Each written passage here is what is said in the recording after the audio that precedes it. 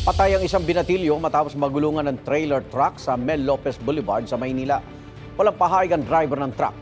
May unang balita si Jomer Apresto. Pumarada sa gilid ng kalsada ang trailer truck na yan sa Mel Lopez Boulevard sa Tondo, Maynila kahapon. Bumaba ang pahinante ng truck at sumampa sa likuran nito para mag-refill ng tubig sa radiator. Sa kuha namang yan, may kita ang 4 na kabataan na tumatawid sa kalsada. Tila naglalaro rin sila sa gilid ng truck habang ang pahinante naman pumasok na sa loob ng truck.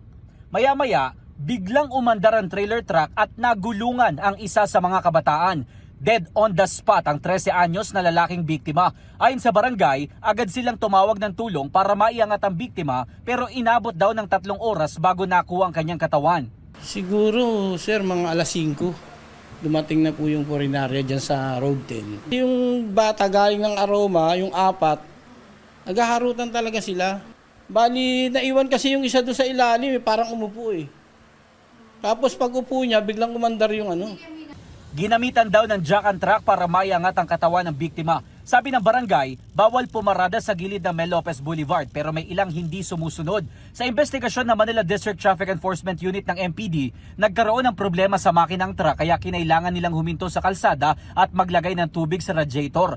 Hawak ng mga otoridad ang driver ng truck habang isinasagawa ang investigasyon. Sinusubukan pa namin siya makuha ng pahayag, gayon din ang pamilya ng biktima.